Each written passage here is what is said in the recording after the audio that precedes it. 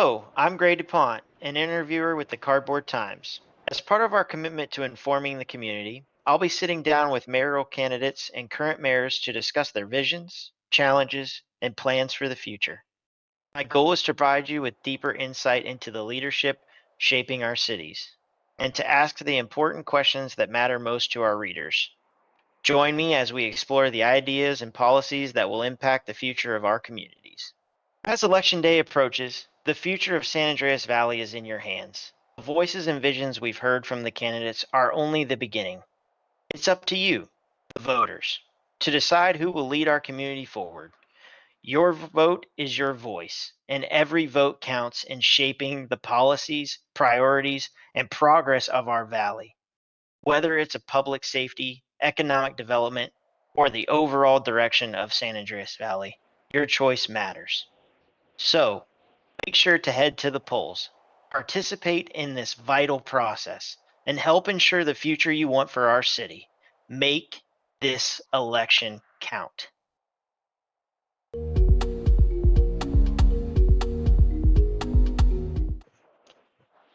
Good evening, I'm Gray DuPont, and today I have the pleasure of sitting down with Tiffany Smiles Chanel, a candidate running for mayor of Los Santos. Tiffany, thank you for joining me. To start, could you share a little about your background and what inspired you to run for mayor?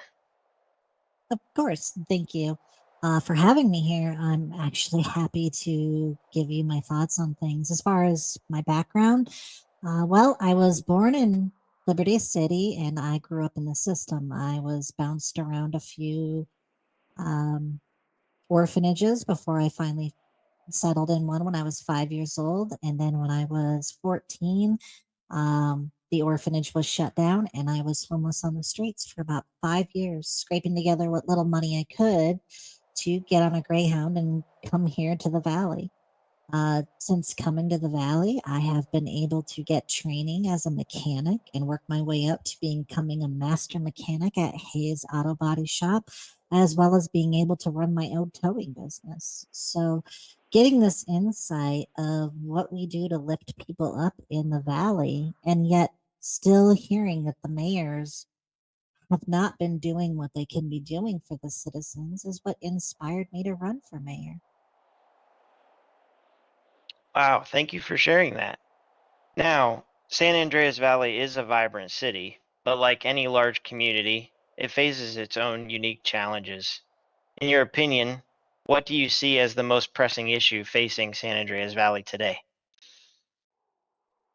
I think right now the most pressing issue has to be through our economic, or through our economy, excuse me. This is involving businesses, people who are trying to get started to run businesses, people who are trying to buy from businesses. We have a homeless problem, we have hungry bellies. Basically, the biggest problem that the valley has is we're just not taking care of the economy. We focus too much on laws and crime for the past several months that we forgot about the regular citizens. So, for policies and vision, let's dive into some of the key policies you plan to address if elected mayor. What would be your top three priorities? The top three priorities, I would have to say my number one is going to be uh, business outreach, reaching out to businesses out there, finding out what they're struggling with. Do they need grants from the state in order to build themselves up? Inversely, people who are even trying to start businesses, what hurdles are they encountering? What can we do as a state to help them get started and to fill their shelves? The second thing that I want to look into is I want to look at our traffic and our safety during this traffic. As we know, locals do not listen to our laws. They don't care what we do or what we're supposed to do, and accidents happen. Especially as a mechanic, I have seen absurd amounts of damage done to our vehicles due to locals in the area. So I want to be looking at what we can do to make the traffic flow throughout our entire state much more smooth. And I would say my third priority is, hmm, I would have to say I would like to tackle the homelessness problem, being able to open up safe areas for homeless people where they can receive food, drinks, shelter, health care, as well as even people who may not be homeless, but they're not well off. And we want to be able to put food in their bellies with something of akin to like a EBT program. Oh, that was perfect. My next question was going to be one of the critical issues facing our city is the homelessness, and how do you plan to address this crisis? But you basically covered it right there with that statement. So we'll go ahead and move on to the next question. Public safety is always top of mind for residents. What specific measures will you implement to improve safety across the city? Well, the first thing I'm going to do is we're going to be looking at police reform. We're going to be looking at what is it that the police are doing in order to keep us safe, and what kind of things are they doing that actually go against public safety. But of course, the real heroes when it comes to our healthcare, our safety, is going to be the SAFER, the San Andreas Fire and Rescue. And we know that it's so hard to see when they are on duty. We know that they are having struggles. So I want to get with them and have a sit down and find out what can we as a state do to get them better equipped. Do they need better vehicles? Do they need more money for training? Do they need a more outspoken recruitment drive for them? We're going to be looking at ways to improve that so that us citizens aren't just laying on the road bleeding out. Definitely, that is huge. I think a lot of the times, we often wonder if anyone's even going to come and save us. So I think anything to help safer improve and grow is definitely needed, um, and will be very important for the growth of the valley. Traffic congestion is going to be our next topic. Traffic congestion can make daily commutes frustrating for many. How do you plan to tackle this issue and improve public transportation? So, a couple of bullet points for that. The first thing is, as long as I've been here and well before that, the citizens have always wanted a proper red light law. What that means is treating red lights as stop signs where you have to make a full and complete stop, ensure that your way is clear, and then continue on. Our last mayor decided to bundle it up with a bunch of riders that was not going to be popular from either the Leo or the civilian side. From who I've talked to, they no one was happy with it. I'm going to propose that when I put forth a law, you are voting on one item, not a package. One of those is going to be the red light law. We're also going to be looking at how to reform speed limits throughout the entire state because, as you know, the speed limits as they are written right now, you're either getting running up against a local or they're rear ending you. As far as public transportation, we've now had an explosion of taxi drivers now. We're getting that good. We're going to be working with them to find out if the pay is good enough. Do we need to do anything to help them out? What can we incentivize to make our traffic run smoother and have public transportation available to those who need it? Yeah, I think those are all great topics. I think the red light law will be a huge hit amongst the valley, and I think that, like you said, the growth of the taxi services becoming available, I think that'll be huge for new visitors, to the valley, so they can, more easily get around, and start making a name for themselves and a home here in the valley. Um, Next, we're going to go into economic development. I know you touched on that as part of your top three priorities. So, with that being said, every city thrives when its economy is strong. What strategies do you have in mind for boosting the local economy? So, for one, in order to boost the local economy, we need to make sure that we have businesses to be a part of that economy. So, what we're going to be doing is we're going to be going out. We're going to be reaching out to businesses that are currently laying empty, businesses that aren't taken over, and finding out, are there people interested in these businesses? What has held them up from getting these businesses? Whether it's grants, whether it's just assisting them with paperwork and getting in touch with the right people, or even just making it clear how someone could start a business. We're going to make people aware of businesses. We're also going to be looking at taxes. How much are people paying for taxes? I know Mayor Bauer did something with the taxes. I believe he lowered it to the lowest it could possibly be. But then you also have to look inversely of how much are we paying for gas? I don't know about you, but the last time I filled up my gas tank, I was looking at $20 a gallon. And I've heard that months ago it was $6 a gallon. Why can't we lower the price of gas so that people have more money to spend at businesses? Yeah, definitely. There's definitely something that I would agree with you probably needs to be looked into as far as the gas station sort of things. Me personally, when talking to citizens of the valley, I often find that they're like, "Oh, I've pulled into 5 gas stations today and nobody's had any gas in their pumps." And I think that that's just something that we have to change for sure. We have to get gas in most, if not all, of the gas stations. Um, Small businesses and entrepreneurs are often the lifeblood of our communities. How would you support them if elected? So it's interesting you talked about the gas stations being empty, and this actually relates closely to this question. When I first got started here, I was doing trucking runs in order to get some money.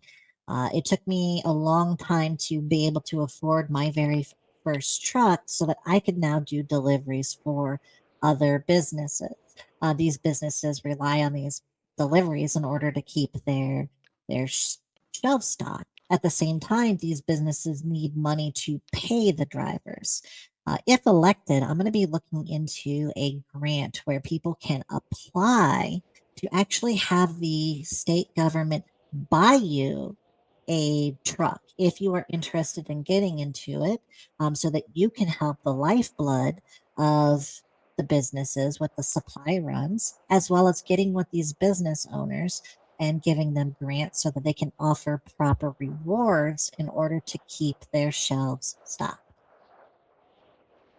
I like that. I like that a lot. It definitely sounds like you're going to be doing a lot of engaging with the community and trying and getting them involved in multiple ways, whether it be through business or through just support of our local and small businesses. So, with that in mind, engaging with the community is essential for a thriving city. How do you plan to involve residents in decision-making processes? Well, this is going to be my big thing. This is the thing that I think this city has needed and the state as a whole has needed for a long time. A mayor should not run the city by themselves. They shouldn't even run it with a single advisor. Everyone in the city should feel like they're being representative. So I am going to be implementing the mayoral cabinet. What this will do is this invokes positions for different aspects of the city, which I've already reached out and gotten lots of interest for. So there would be a representative from the Blaine County Sheriff's Office, a representative from the San Andreas Fire Rescue, a representative from the Los Santos Police Department. I would create a business liaison, someone who is in touch with the business ownership side of things. I would create a transportation liaison, someone who is in touch with the transportation and supply lines. I would look at people who are into the parks and wildlife as far as a recreational standpoint, not the subdivision of Blaine County Sheriff's Office. I would look at all these different things that represent our lives in San Andreas and offer a representative a seat at the table so that everyone has an equal voice and we can all fix this city together. That's beautiful. Bled right in perfectly into my next question of what role do you see for community organizations in your administration? And you pretty much hit that right on the head. You're going to, it sounds like, take and involve someone from each avenue that the Valley has to offer. And utilize their knowledge, their expertise, and what they bring to the table to help make everything better, run better, and more smoothly for everyone in the valley. So that sounds great there. I think we'll roll into social issues next. With that being said, because with community engagement does sometimes bring on some social issues. And we all know that right now the Valley does have its fair share of social issues going on. So, moving on to that, a topic that resonates with many, what is your stance on police reform here in the Valley? I am all for it.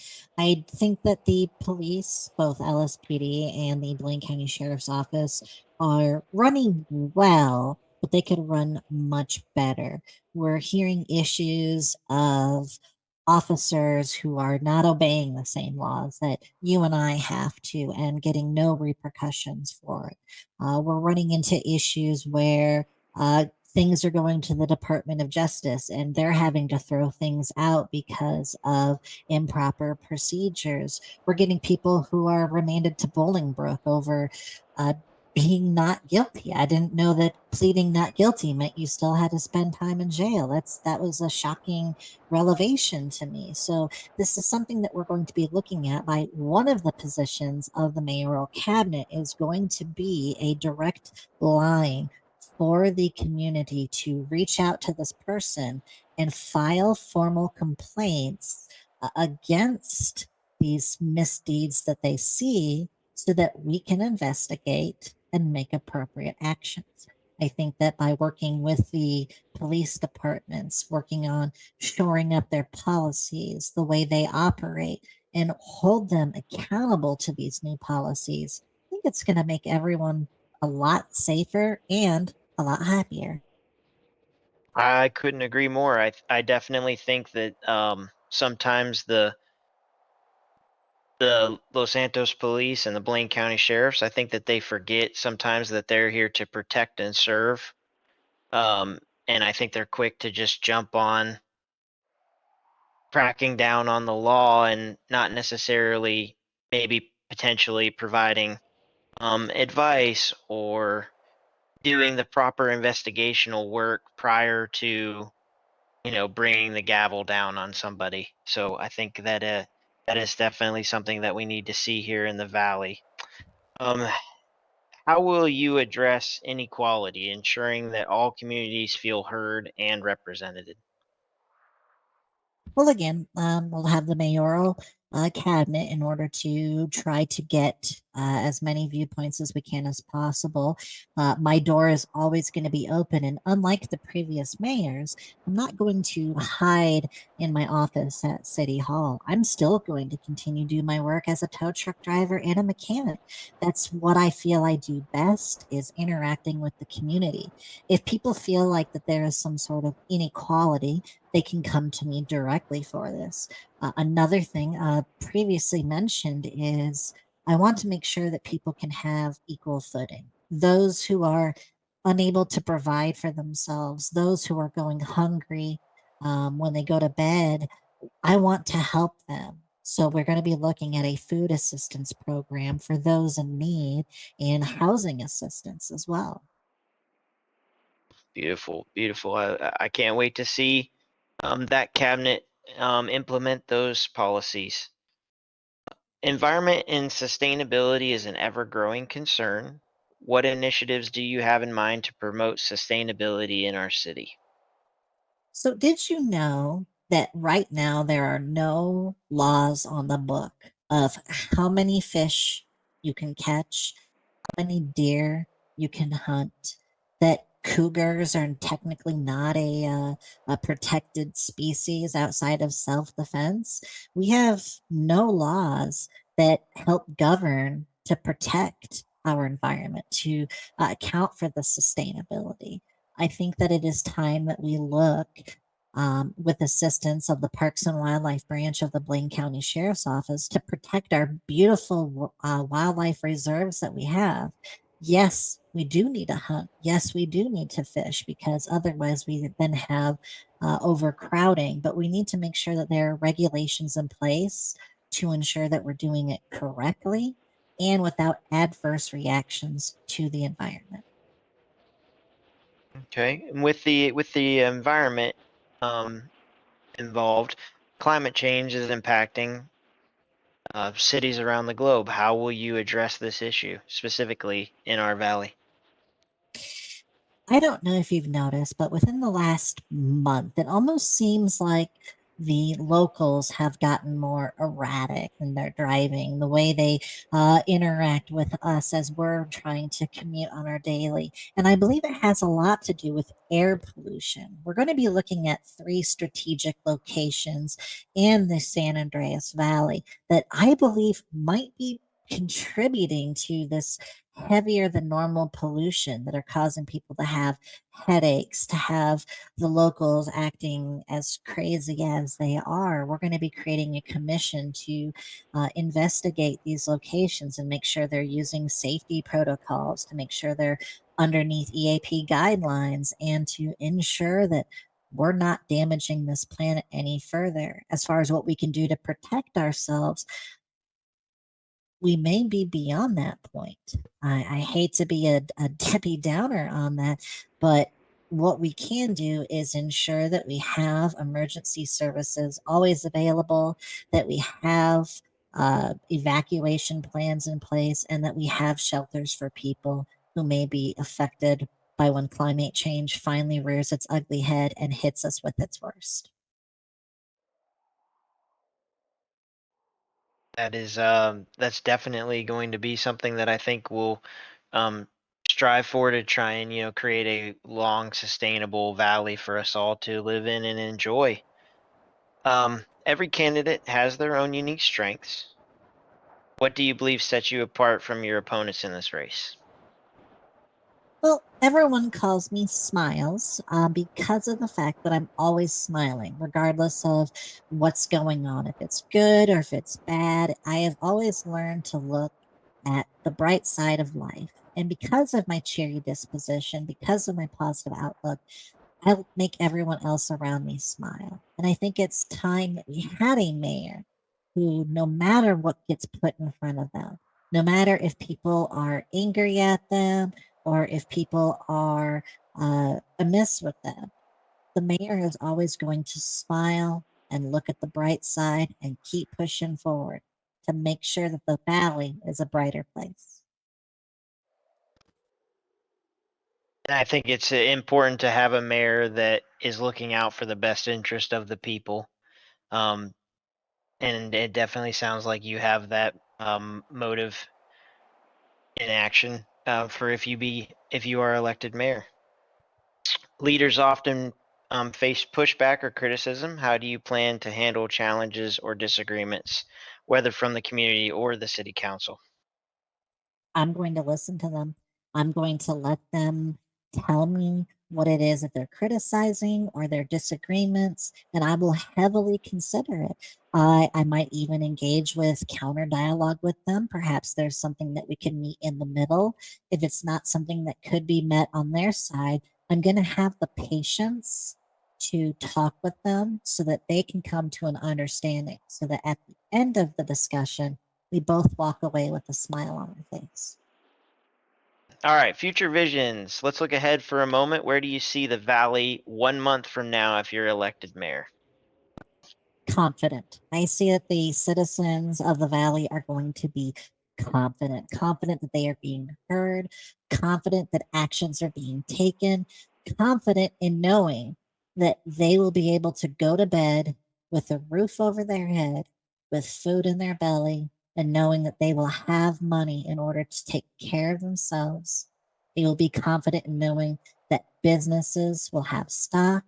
Business owners will be confident in knowing that they have customers. Police will be confident in knowing that they're doing a safe job. At the same time, the citizens will be confident in knowing that the police are there to protect. Confidence is where I see the valley in 1 month. Well said, well said. Confidence is key, and I agree with all of those statements. So before we wrap up, is there a final message you'd like to convey to the voters of the San Andreas Valley? Win or lose, I will never give up my commitment to San Andreas Valley, whether it's leading as your mayor or if it's fixing your car, giving it a nice wax when I'm done with it. I will always be there for the citizens of San Andreas Valley. And I think that that's all we can ask in a mayor that will be open to the people, not hidden behind closed doors. I think that that's going to be huge. That's going to put you ahead of past mayors, that we've had previously. Tiffany Smiles Chanel, thank you so much for taking the time to share your vision for our city. For those interested in getting involved with your campaign or initiatives, how can they reach out? I mean, you can repost the posts that are in Birdie. You can see that other people have already posted their own sort of "We Stand Behind Smiles" campaign, putting their endorsements out there. Just talk with your friends, talk with your family, even talk with your cute little poochie or kitty, and let them know that when the polls open, every vote counts. It's time to get rid of the frowns in the city and vote for smiles. You heard it there, folks. Turn those frowns upside down and vote smiles. Thank you again for joining me, and best of luck in your campaign. Thank you for having me. Now that we've heard a fair bit about our future mayor candidates, I'm honored to sit down with Scott Bauer, the current mayor of San Andreas Valley. As Mayor Bauer approaches the end of his tenure, we'll be reflecting on his time in office, discussing both his success and challenges he's faced. We'll also explore his thoughts on the future for our city and what comes next for him. It's an opportunity to hear directly from the man who has shaped so much of what we see in San Andreas Valley today. Good afternoon, everyone. I'm Gray DuPont, and today we have a very special guest with us, the current mayor of San Andreas Valley, Scott Bauer. Thank you, Mr. DuPont. I'm very happy to be here today and looking forward to our discussion. All right, well, let's dive in. Over the course of your time in office, what do you consider your biggest accomplishment? Uh, you know, the, I'm going to tell you, I feel like a lot of the accomplishments that we had all kind of existed on equal footing. But I believe probably the strongest one is going to be one of transparency. When I've had a chance to talk to several people across the state when I was contemplating whether or not I was going to run for mayor, the one thing that kept coming up in the discussions was this one simple but very unanswered question, which was, what exactly does the mayor do? And I have to admit that that was something that I had wondered as well. I'd seen mayors come and go, and I had seen, you know, them do different things and not do things. And so it was a question that I felt like not only did I want to answer for myself, but I also wanted to be able to provide that answer for the state.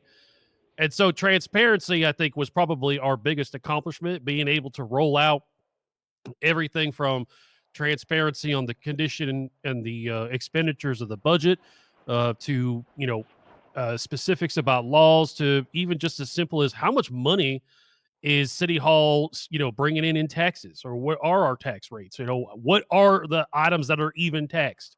And so all of that aspect kind of rolled up under a transparency pledge where I made sure that everything my administration did was clearly communicated and completely transparent so that the people of this state can make a conscious decision, either if they wanted me as mayor later on, but most importantly, understand where their money was going.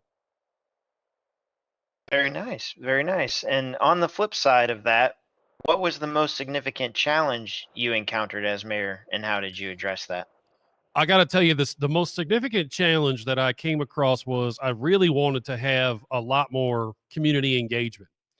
Um, there's no it's no secret, that I've been a law enforcement professional, and despite the there was a rumor going around that apparently I was no longer a police officer. That's completely untrue. I was very fortunate that the Los Santos Police Department agreed to keep me on the payroll on an administrative leave basis, I might add. Um, but the reason why that is important is because the lack of community engagement, unfortunately, was a direct result of massive security challenges. I felt like of all of the mayoral candidates and past mayors that we had, I felt like the security threat level for me was probably the highest. And at least at one point, I did receive one significant and direct threat that had been levied over the internet. And so the biggest challenge that I came across was trying to establish how exactly I was going to go about protecting myself, but not just myself, but my family and also potentially my friends. And I encountered a lot more resistance in going after the security apparatus that I really wanted, which, to be perfectly honest, I was looking for men and women in the Los Santos Police Department that I knew and trusted. Now, I won't go into specifics, but I've had a number of dirty cop investigations that I've conducted and concluded over the time that I've been in this great state. And having people that I trusted around me was really important. And I was unfortunately not able to work out a situation where I had a security team that I felt really comfortable with.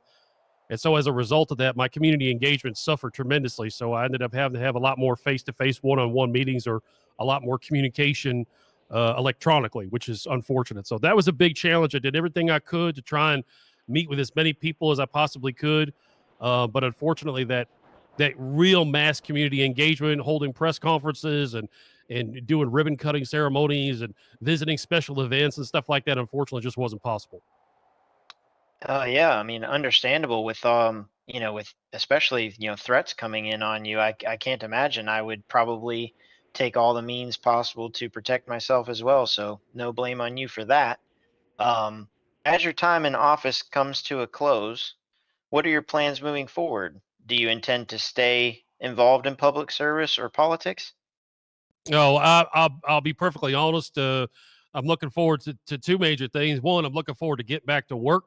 I just recently accepted a position with the Blaine County Sheriff's Office as one of their lead investigators, and I'm going to be getting back to work.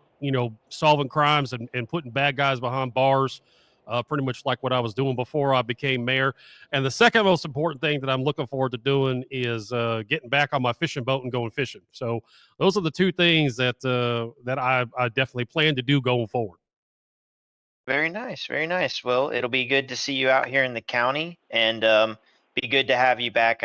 We do remember your time with the Los Santos Police Department. You were definitely a crucial role for them. So I'm sure that the Blaine County Sheriff's Office will be welcoming you with opening arms. Thank you, Um, thank you. looking back, how would you like your leadership to be remembered by the community? Uh, you know, that's a big question, and I think it came back to I want to be like the politician that everybody has always hoped that they would see in office, but never seems to make it in. It seems like politics today is just it's just a mosh pit of criminals and gangsters, and anybody who's looking to get into office with the intention of uh, using it for their own ends. How can I enrich myself? How can I get the people who like trade on the stock market with insider knowledge, or I don't know too much about that, but I just see it on the news. But I just wanted to be an honest force and maybe even an example that the public could then hold other mayors accountable for. And so if there's anything that I would like my administration to be remembered for, it is the fact that nobody had to worry about me, right? Like nobody had to worry about me embezzling money from city hall coffers, or nobody had to worry about me, abusing my office for a personal gain, or greasing the rails with criminal organizations or anything like that. And I just hope that whenever another mayor candidate comes in and gets elected, that people look at the actions of that person and say, does this match what we know to have been an honest man in office or not? And if not, throw him out. And if it does, keep him, and keep him for a long time. Very nice, very nice. Throughout your administration, how do you ensure that the voices of the community were truly heard? You know what? To be honest, I felt like it was a fairly straightforward and easy thing to do, which is number one, of course, make sure that expectations are set from City Hall. So the public understands exactly what to expect from you. And then that informs how they then communicate back to City Hall themselves. I made sure that I was active on communication. A lot of it was on Burdick, because, like I said, a lot of it ended up being electronic. Whenever possible, I always tried to have face-to-face meetings. I still, think face-to-face communication. I mean, all the kids doing their Snapchats and their Instagrams and all that stuff. Like, it's convenient, but it's not personal. So I made every effort possible to get out and meet with people one on one when I could, and I just listen. I know I talk a lot, so the notion of me listening might seem kind of like a foreign concept to people. But I definitely would hear the concerns that they would have and some of the things they were trying to accomplish. And not everything was really within my purview to tackle. Sometimes it was small business issues. Sometimes there were just bad decisions that people made or whatnot, or things that people would want me to do that I'm just like, I can't do that, either because I felt like it was immoral or unethical. But sometimes just wasn't stuff like I could do. Like, I'll give you a real easy example. Was I had a guy who reached out to me, um, who wanted me to pass a law that would like mandate that law enforcement officers had to identify themselves under all circumstances and all conditions. And I was like, I'm sorry, man, but like, this is something that just City Hall just can't do. And it's not that I disagree with what he was telling me, but I just didn't have the means to accomplish it. So I made sure that I was always there to listen, and then I was always honest with people about whether or not it was something that I either agreed with or even something that I could do. And made sure that I didn't shut out any voices. Regardless of who it was, regardless of how I felt about them, everybody deserves to have their concerns heard by City Hall. And I just made myself as available as I possibly could to do that. And I agree with you completely. I think that we lean a lot on the digital world to accomplish daily tasks, and it's important for us not to get away from that face to face because the the economy and businesses grow behind the closed doors of the heads of divisions and corporations meeting together and coming up with a common goal. That's really when things get done. And again, like you said, those face-to-face interactions really bring all that bring all that home.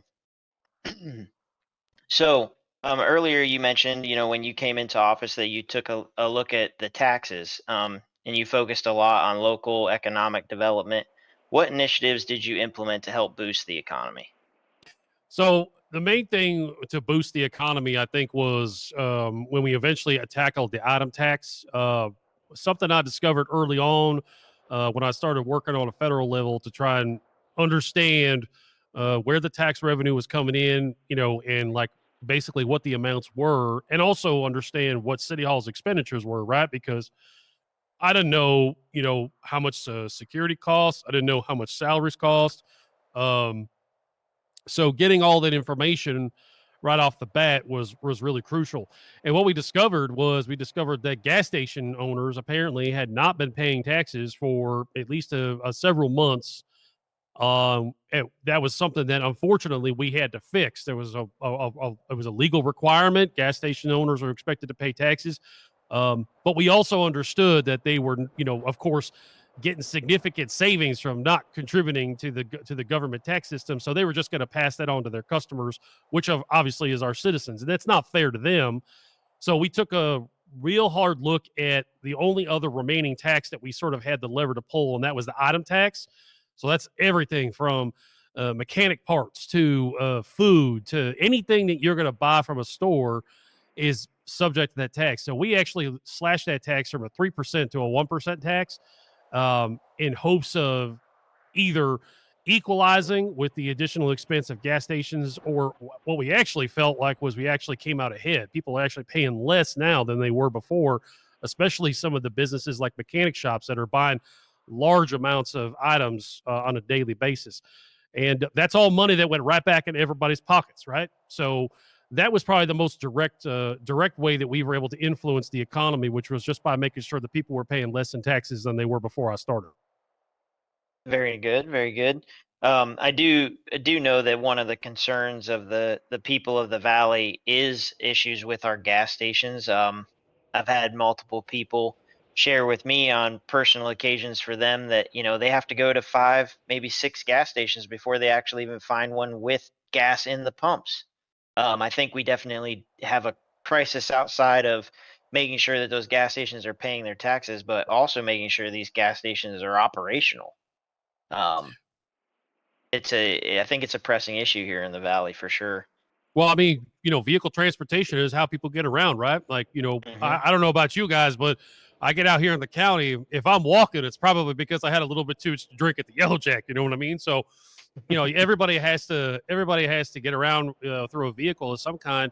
Um, I can tell you, while this was not while this wasn't a factor with my own mayor office and my candidacy, I have been operating the gas station that's down in the marina area for boats and for helicopters, and so that's a concern that I have personally, right? Because my wife runs an activity store here in the county, and we service a lot of fishermen, and we noticed there was no place to get fuel, and people want to go out and fish and have a good time, and so that's a struggle that I can empathize with, because as a boat owner and as an aviation owner, I had no place to get fuel.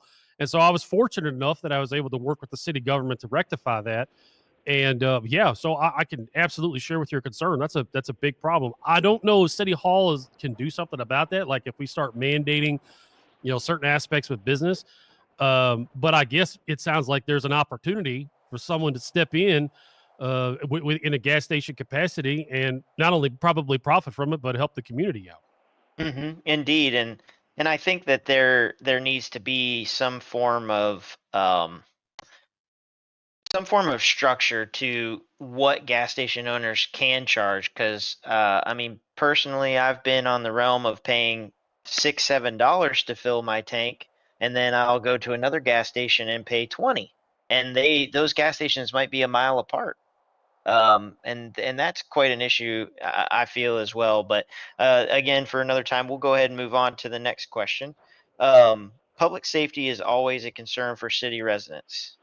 How do you assess the state of public safety in the city, and what steps did you take to improve it? Well, first of all, I really appreciate this question, because this is obviously an issue that's near and dear to my heart. Being a law enforcement officer, public safety is always at the forefront of my mind, and it was no exception with my time as being mayor. Um, I feel like in a number of aspects, the public safety, from a very general sort of 30,000-foot view within the state, is actually in a great place. We have ample police officer coverage. We've seen a significant surge in both recruitment, training, and police efforts on the part of the Blaine County Sheriff's Office. That department has massively turned around over the past several months, and it has been a lot of it thanks heavily to Sheriff Hardy's leadership. So I just want to make sure I call that out. Um, LSPD is a very different animal, and they're of course dealing with a lot of their own challenges. But the men and women that work in that department are hardworking, and everybody is doing everything they can to put public service at the forefront. In terms of my administration, um, one of the things that I felt was the biggest threat to public safety was dirty cops. As a time as an investigator, the amount of damage that a single police officer with no scruples, with no sense of morals, and a almost borderline psychopathic personality could wreak on this state was almost immeasurable. Weapons proliferation, the trafficking of evidence and narcotics. It's all possible when you have a law enforcement officer that operates only for their own personal gain and their own personal benefit at the detriment to the safety and security of the public.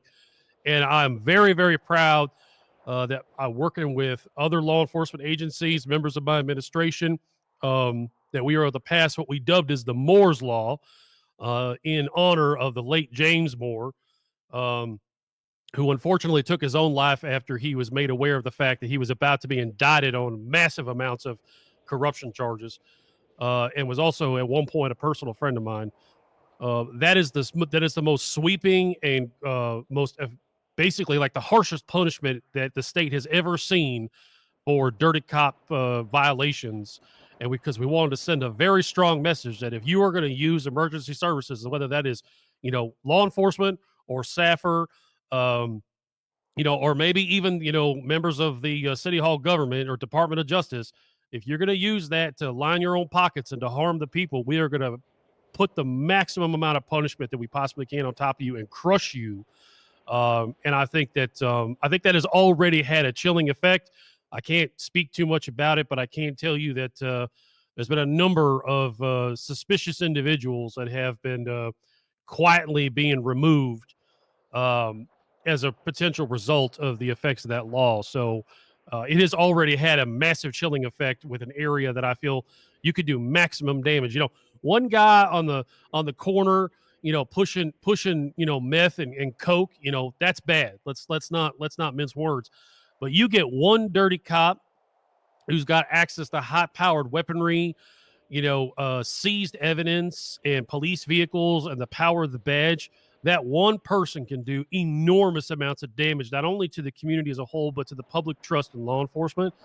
And I'm very, very proud of the fact that I think that we have put a significant dent in that problem. That's amazing. I definitely agree with you. People of power can can do terrible things. They very much as well.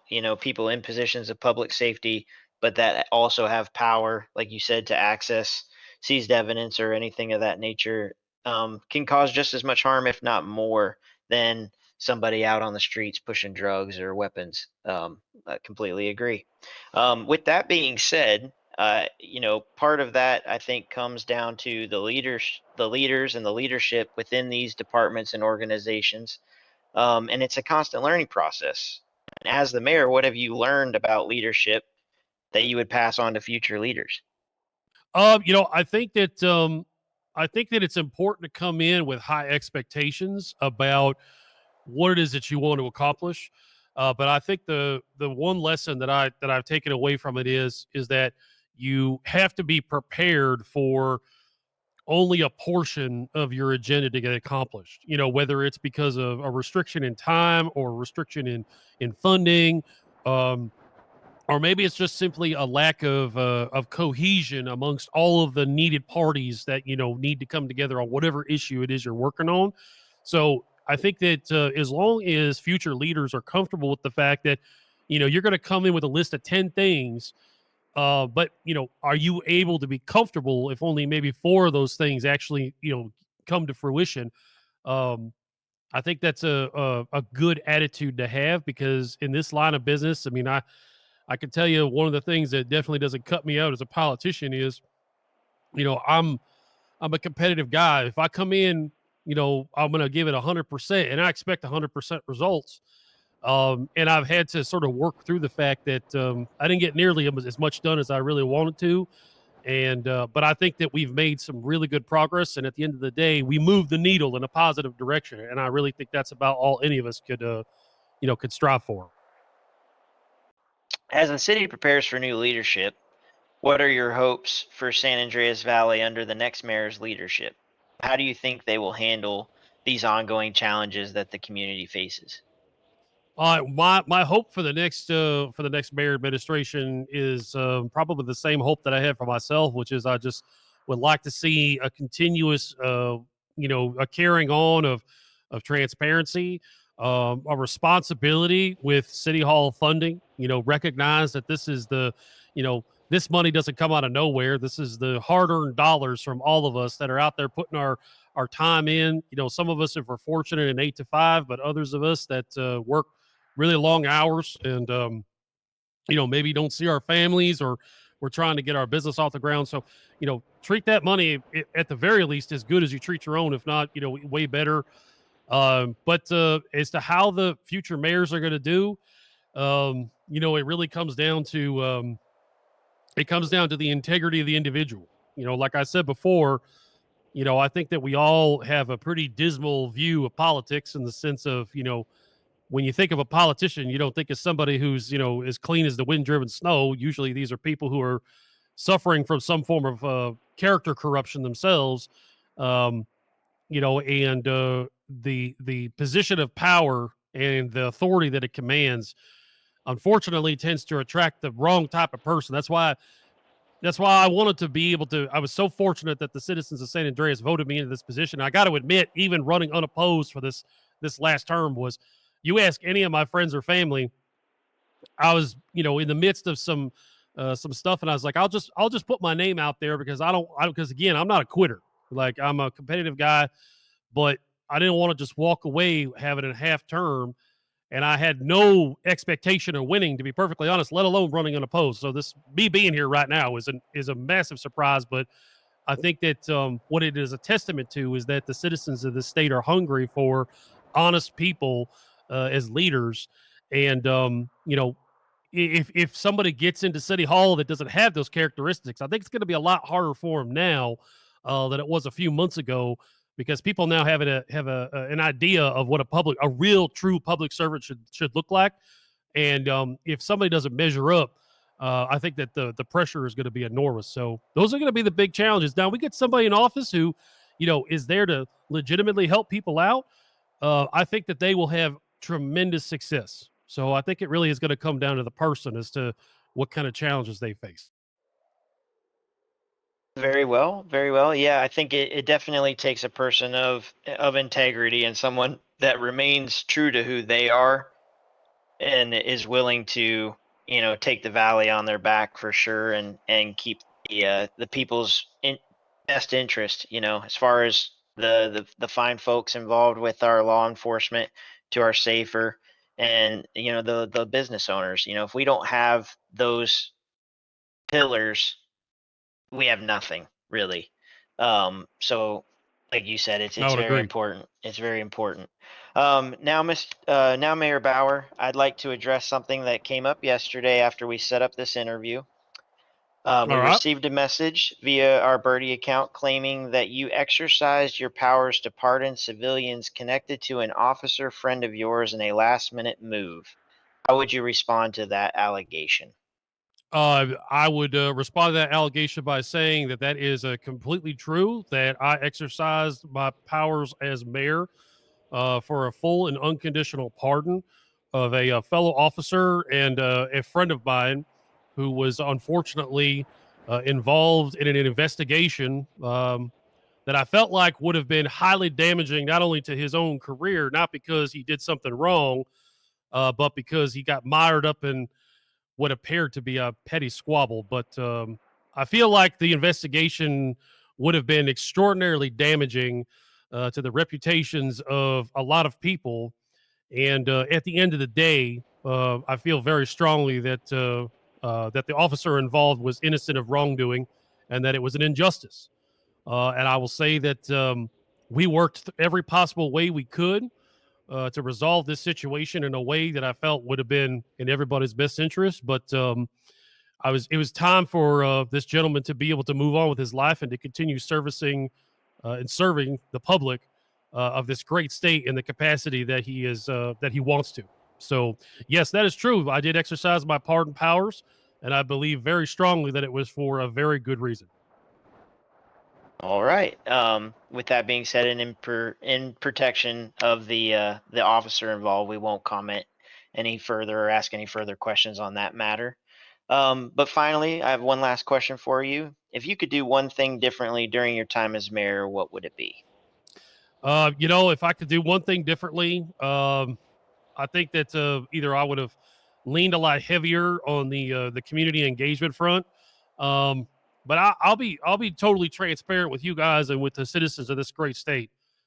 I'm a human being like the rest of y'all, and I was dealing with some stuff outside of City Hall. Um, it was some professional related items, but it affected me deeply personally.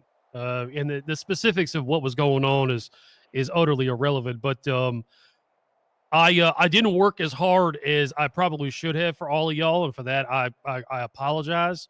Um, you know, I, I was just dealing with a lot of stress in a number of different avenues and a lot of pressures, and I'm going to tell you, I'm still dealing with it even today. We're very close to getting things resolved, and I don't mean to be cryptic, but the details are just utterly irrelevant. It's just the fact that it's affected me deeply personally, um, and unfortunately, it did leak over into my time as mayor, and I just didn't have the strength to continuously get up every day and hit things as head on as I really wanted to. So, um, if I could do something again, I think that I would have either found a way to, pave the road so that I could actually focus on my time as mayor. But it was just some things that I was really unexpecting and really caught me out of left field. And I've spent a lot of time just trying to process all of this stress. And I know that may not make sense to a lot of people. I guess I could say that I definitely feel like I wish I had much more energy and enthusiasm than I did at the beginning of the month. But again, I'm incredibly proud of all the hard work that everybody in my administration and all my partners and all of the members of the community that have worked with me. I think we've left the city hall location in a much better place than we found it, about a month and a half ago. And so I just want to say thank you to everybody who voted for me, everybody who supported me, and everybody who believed in me. It means more than you guys could possibly know. And I look forward to getting back to work for y'all in a different capacity. Thank you for that, Mayor Bauer. Thank you for being open, honest, and transparent there. That I'm sure that means a lot to the people. Again, thank you, Mayor Bauer, for your time and your insight, and we wish you the best of luck in your future endeavors. Thank you so much, Mr. DuPont. Thank you for having me here. It's been a pleasure speaking with you. And again, I look forward to maybe having a conversation again in the future about fishing or what you think about boats. Indeed, I do love to get out there and do a little recreational fishing and enjoy the fine waters that we have here in the Great Valley. As we conclude these insightful conversations with the current Mayor Scott Bauer and the candidates vying to lead San Andreas Valley into the future, one thing is clear. Leadership shapes every aspect of our community. We've heard about their plans to tackle economic development, public safety, infrastructure, and how they intend to address the challenges facing our valley. Whether reflecting on Mayor Bauer's accomplishments or looking forward to the fresh ideas brought by the candidates, these discussions are crucial to understanding what's at stake for the future of San Andreas Valley. I encourage everyone to stay engaged, ask questions, and make your voice heard as we head into this new chapter for our city. Thank you for joining us at the Cardboard Times. I'm Gray DuPont, and it's been a privilege to bring you these important conversations. Until next time.